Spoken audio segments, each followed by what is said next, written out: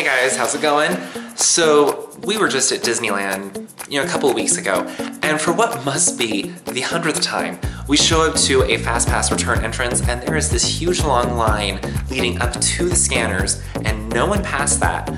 And it's all because there are certain things that have changed since the MaxPass was introduced that people are still not understanding.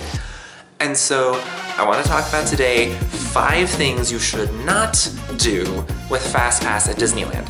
These do not apply only to MaxPass, they're for regular FastPass as well, but they are all because of the MaxPass. So hopefully, if you guys didn't know not to do these before, you'll know now. The first thing is to not disregard your FastPass ticket. Whether you're getting it from a FastPass kiosk or from the Disneyland mobile app, when you get a FastPass, you either get the actual paper ticket or a screen that'll give you a bunch of information. Don't disregard that. Don't just look at your return time and then put it away and never look at it again. There's other information on there that's very important and that you need to know about. First of all, it can verify your return time, which some people come back too early or too late and are turned away at the scanners. Don't let that be you. But also on there, it lets you know when you can get your next FastPass. It's not necessarily just at the next return window, but that information is on that ticket or on your screen inside the app. So don't completely disregard it. Make sure you look at it, make sure you understand so you can get as many FastPasses in as possible. Next, don't pull out those paper FastPasses when you come to the return entrance. They are not your FastPass. That's why now you'll look on there and it says FastPass reminder.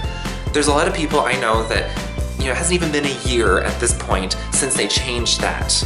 And you used to need those, but you don't anymore.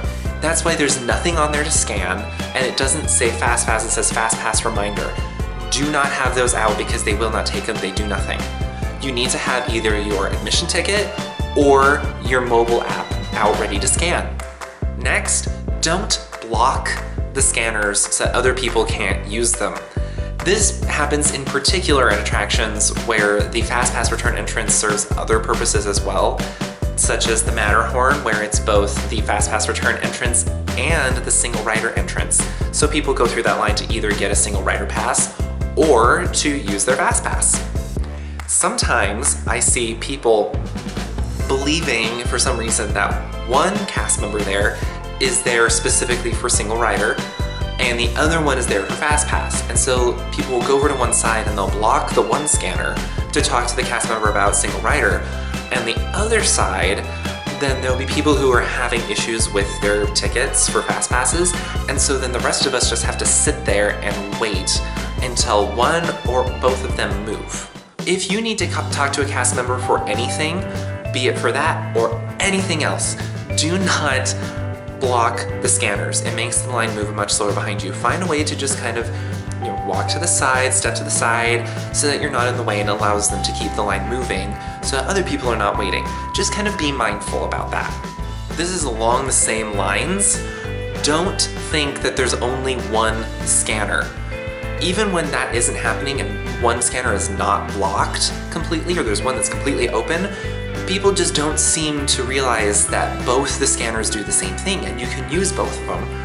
If your group is going to be able to get through the scanners faster than the group that was in front of you, then that's fine.